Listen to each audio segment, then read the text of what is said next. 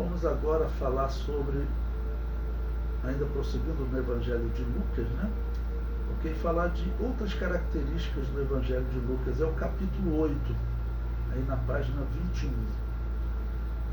O número 1, eu coloquei, fala sobre a visita dos pastores. Os pastores, claro, são diferentes dos magos, né? Nós não vamos cometer o absurdo que o repórter da revista Veja, uma vez, eu até comprei a revista, ele escreveu que os evangelistas se confundem. Um evangelista chama os homens que vieram visitar Jesus de magos e outro já chama de pastores. Não tem nada disso de confusão. Eles estão contando histórias diferentes. Pessoas que viviam em lugares diferentes, tinham atividades diferentes. A história é totalmente diferente. Tá bom? No caso, os pastores, eles são israelitas, homens que viviam na terra de Canaã, estavam cuidando do rebanho à noite e ouviram o anúncio do anjo. Tá? E já aqueles que são chamados de magos, como eu disse, eles vieram do Oriente, provavelmente da Babilônia, que ficava a oriente da Judéia, e provavelmente eram herdeiros da fé de Daniel, das explicações de Daniel, quando ele foi viver entre os magos, consultando o Deus que criou as estrelas. Ok? Então, ele cita essa história, foi o único que citou, né? Tá bom? É o único que relata a aparição dos anjos aos pastores de Belém. E essa questão aqui nós veremos, a palavra de Deus é perfeita, né? Ela nos ajuda, tá bom? É uma das evidências que nós usamos para dizer que Jesus não nasceu no dia 25 de dezembro, porque o dia 25 de dezembro, lá no hemisfério norte, ele é inverno. E no período do inverno, os pastores não ficavam, né, com o seu rebanho ao relento, né? Eles estavam no aprisco, porque esfria, ok? Mas isso vai ficar mais para frente, né? Número 2, a visita de Jesus no templo aos 12 anos é o único que relata a visita do templo e o seu diálogo com os sábios de Israel. Isso aqui é outra questão preciosíssima que eu falo, o Evangelho de Lucas. Deus inspira, né? Mas a parte humana que tem, né? No caso, sabemos que tem, existe diferença de como o apóstolo Paulo escreve, não era como o apóstolo Pedro escreve, isso é um consenso. Então o apóstolo Paulo teria, até por, junto com Lucas, né, escrever depois de Mateus e de Marcos, ele procurou fatos que esses não tinham citados. E esse fato é importantíssimo até para nós estudarmos e compararmos esses evangelhos com a história de Israel. Porque se ele aos 12 anos vai no templo, nós sabemos que ele estava tendo contato com os maiores e o homem que é considerado o maior sábio da história de Israel. Chamados maiores porque diz que nesse período teriam lá os 2 sábios, que são os homens que organizaram as maiores escolas judaicas de ensino da lei, que era um homem chamado Hilel e um homem chamado Shammai. E quando diz que Jesus estava entre os doutores, é muito provável que estava lá Hilel e Shammai, porque pela data, seria o ano 8 da era cristã, nós sabemos que Hilel morreu no ano 9, ele estava vivo ainda no ano 8. Então, isso é uma informação importantíssima. Bom, número 3, essa é uma observação interessante que os historiadores todos fizeram sobre o Evangelho de Lucas, em que na história ele acabou sendo chamado o Evangelho dos Desprezados. Lucas deu destaque especial a 5 personagens que viviam uma situação de desprezo. Primeiro, o bom samaritano, porque o samaritano, vocês sabem, era alguém que ele era mal visto pelos judeus, ele era desprezado pelos judeus. Ele seria israelitas misturados com pagãos. A história do publicano, que era aquele homem pecador, porque o publicano, como Mateus, eu falei para vocês, ele era muito mal visto na sociedade.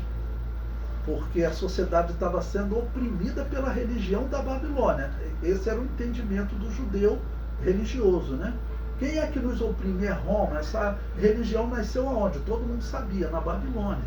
Olha só, o mal está nos escravizando e você trabalha para o mal recolhendo impostos.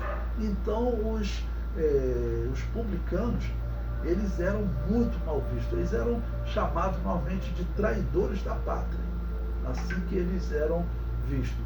E todos eram acusados de roubar, porque eles tinham um salário também bom de Roma, então eram as pessoas que tinham as melhores condições. E o ser humano, irmãos, a corrupção está em tudo quanto é lugar. Nós sabemos que a corrupção existia lá, que Jesus teve que meter o pé, o chicote, expulsar os homens que faziam a religião de comércio. Faziam a religião de comércio. Então a corrupção existia. E esses publicanos, eles estavam envolvidos naquele comércio, porque eles eram os homens do dinheiro. Então eles eram muito mal vistos. Eles eram muito mal vistos. Então eram desprezados. O filho pródigo também. Zaqueu e o ladrão da cruz, que foi dado destaque por Lucas. Número 4 é o escritor que mais tem a dizer sobre a mulher. É interessante, irmãos, porque os gregos, eles tinham uma visão realmente diferente sobre a mulher. Os gregos, até os romanos, os judeus é que, infelizmente, o que acontece com aquele que se desvia do evangelho, né? Porque se você olha para a Bíblia, é claro que você está tratando de uma criatura igual ao homem, né, que vai ser salva ou vai ser condenada igual ao homem. Mas nós sabemos pela história que tinham rabinos que defendiam que não existe salvação para a mulher, porque a mulher não tem alma, que ela foi criada só para uma companhia do homem, mas que ela não tem alma. Que coisa horrível. Isso mostra a cegueira de quem comete também o erro de rejeitar Jesus como Messias. Porque, é claro, a Bíblia no Antigo Testamento, o que descreve é que Deus, ele, claro, apresenta a mulher como uma bênção para o homem. A vida em família é necessária. Ok? Então ele, como um escritor grego, como um grego, ele dá esse destaque. Eu comento. Infelizmente, nos dias do Novo Testamento, os israelitas e outros povos não valorizavam a mulher. Lucas é o autor que deu mais importância à mulher entre os evangelistas, né?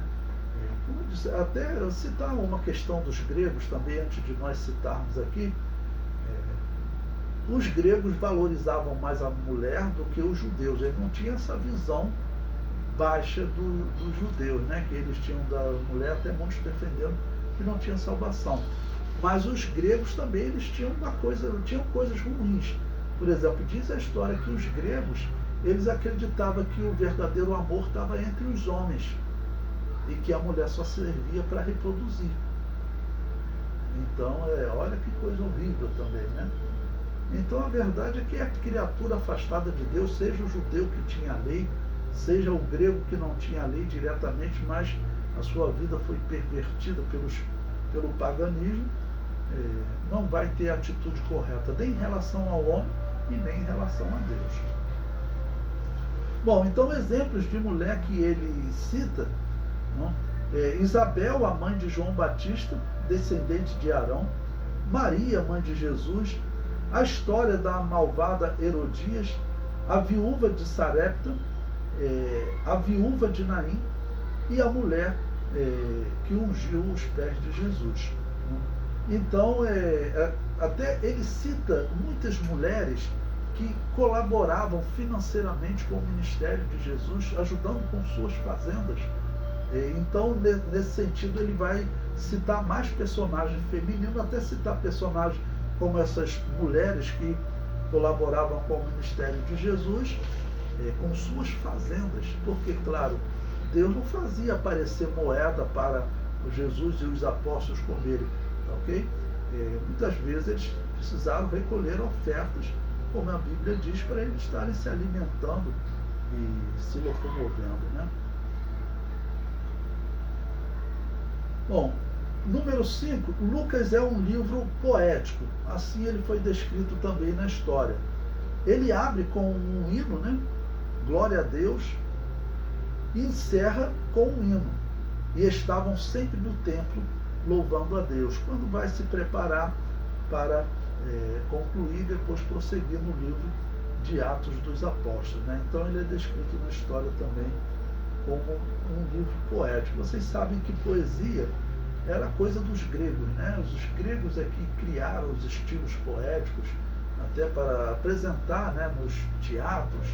Até hoje, os teatros, os cinemas, eles seguem os estilos poéticos de drama, de tragédia, criado pelos gregos. Então, os gregos, eles são considerados, podemos assim dizer, os pais, né, da poesia, da arte, nesse sentido.